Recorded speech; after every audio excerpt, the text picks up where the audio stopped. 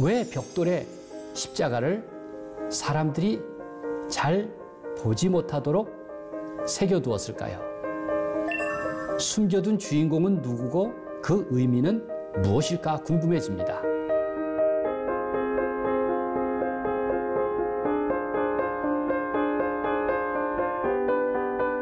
박해 시절 그리스도인들은 감시와 눈총을 피하기 위해 그 상징들을 사용했습니다.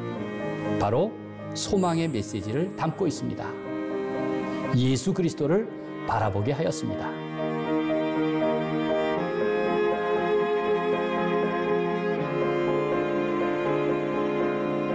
어쩌면 그 비밀한 십자가는 신앙생활을 숨겨야 할 위험마저도 느끼게 합니다.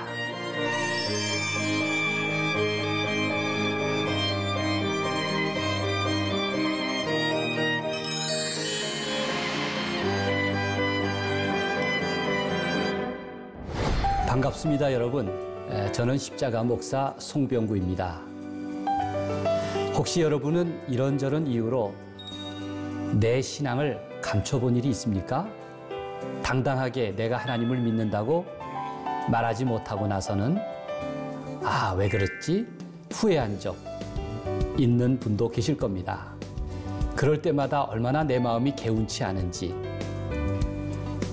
그런 느낌이 참 불편합니다. 예전에는 자신의 신앙을 아예 꽁꽁 숨기며 살아야 했던 시절도 있었습니다. 일본의 후미에가 대표적인데요. 1614년 일본의 도쿠가와 막부는 그리스도교 금교령을 내렸습니다. 얼마나 박해가 잔인했던지 후미에라는 도구로 이 사람이 그리스도인인지 아닌지를 가려냈다고 합니다.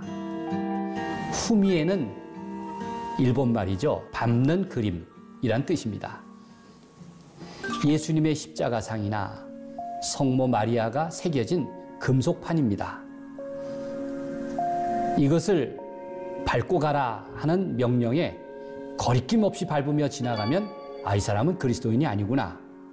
그러나 조금이라도 주저하거나 꺼리는 눈치라면 또 거부하면 그리스도인으로 붙잡았습니다. 당시 많은 그리스도인들이 후미의 밟기를 거부하고 순교를 택한 경우도 많이 있었습니다. 또 많은 사람들은 즉시 후미에를 밟고 돌아서서 회개했습니다. 살아난 사람들은 불교도처럼 위장하기도 했고 또 섬과 산으로 숨어 들어가서 신앙을 지켰습니다. 이렇게 숨은 일본의 그리스도인을 가꾸레 키리스탄이라고 부릅니다.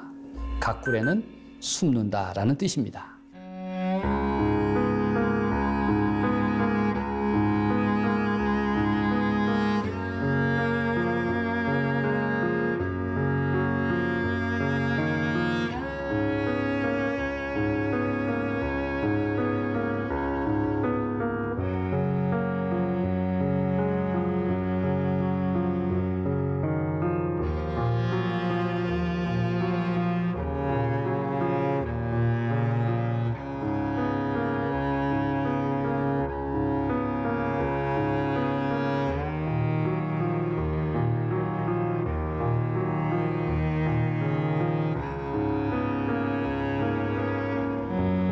이번에는 우리나라 이야기를 하겠습니다. 여기 주물로 만든 밥그릇이 있습니다. 예전에 많이 사용했죠. 둥글 납작한 그릇은 뚜껑을 덮어 제법 무게가 나갑니다. 이런 뚜껑이 있는 그릇을 합이라고 부릅니다. 둥글 넓적한 놋제품인데요. 조선 중엽에는 양반가를 비롯해 서민 집안에 이르기까지 실생활의 도구가 되었습니다. 여기 소개하는 놋그릇은 정확한 연대는 알 수 없지만 푸른 이끼가 여러 켜로 무늬를 이룬 것으로 보아도 참 오래된 듯한 느낌이 듭니다. 이만한 놋탑은 얼마든지 구할 수 있는 흔한 박물에 속합니다. 그런데 제가 소개하려는 놋합은 전혀 다른 성질의 것입니다. 그 바닥에 도들새김으로 십자가를 새겨두었기 때문입니다. 그릇을 빚은 장인의 솜씨와는 어울리지 않는 서툰 솜씨로 아마 추가로 십자가를 수작업한 것 같아 보입니다. 놋합의 안팎에 둥글게 두른 실선의 정교함과는 달리 밑바닥에 엉성하게 십자가를 숨겨둔 속사정이 절절하게 느껴지지 않습니까? 우리나라의 경우 1801년 신유박해를 시작으로 조선 천주교는 4차례 멸절을 겪었습니다. 아마 그 당시의 것으로 추정이 됩니다. 사람들은 십자가니 묵주니 교리서니 이런 것들을 숨겨야 했습니다. 놋탑 바닥에 십자가를 그렇게 추론하는 것도 무리는 아닐 것입니다. 뒤집으면 예배드릴 수 있는 십자가의 모습을 볼 수 있지 않습니까? 정말 비밀한 모습입니다.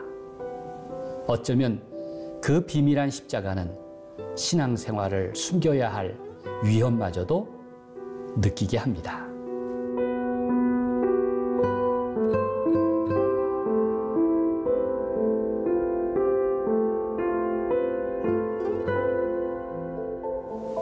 이건 보기에 아주 흔한 붉은 벽돌입니다. 손으로 빚었기 때문에 크기가 들쭉날쭉합니다. 그리고 정확하게 육면체보다는 조금 엉성합니다.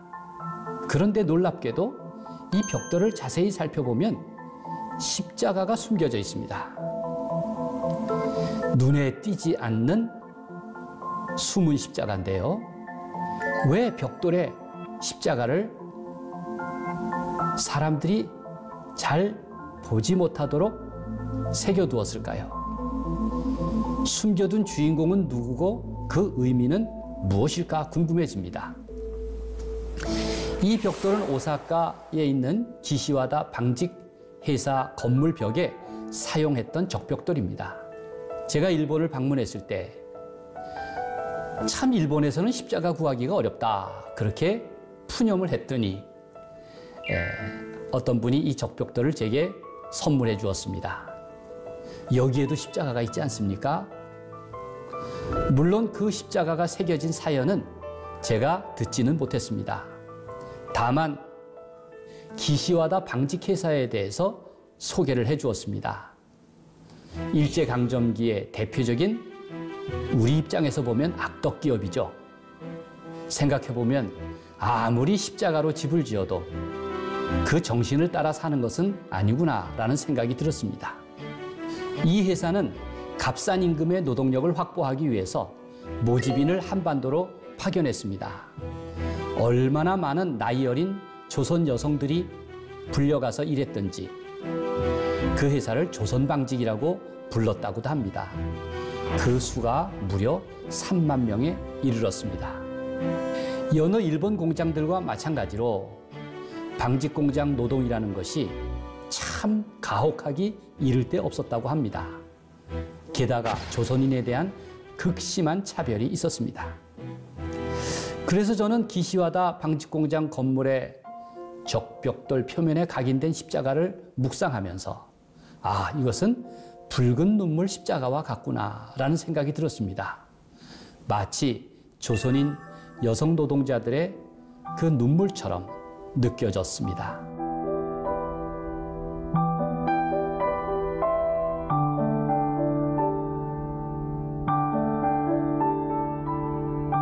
그리스도인의 눈물은 초대교회 카타콤이 대표적일 것입니다.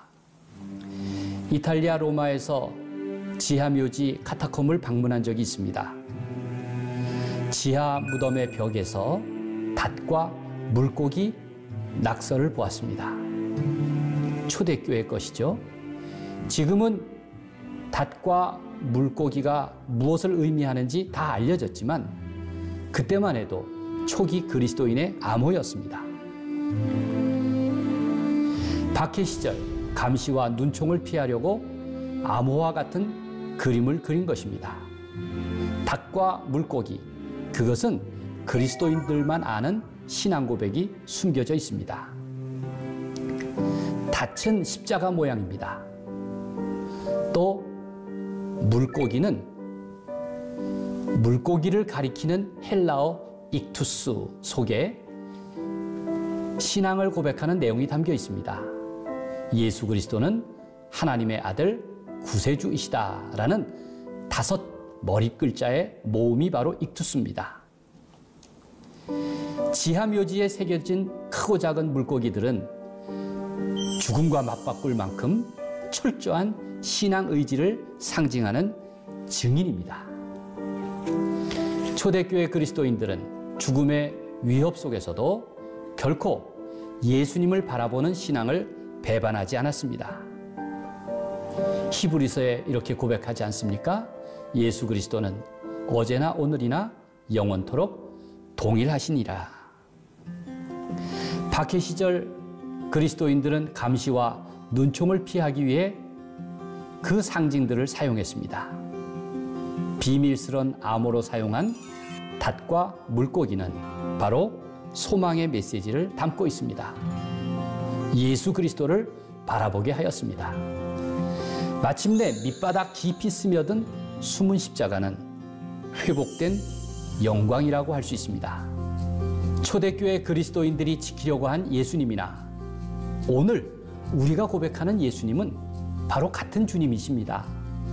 극한 상황 속에서도 자신의 신앙을 지키려 했던 이들의 이야기를 들으면서 여러분들도 꼭 지금 내가 붙잡아야 할 것, 그것에 대해서 생각해 보는 시간을 갖기를 소망합니다.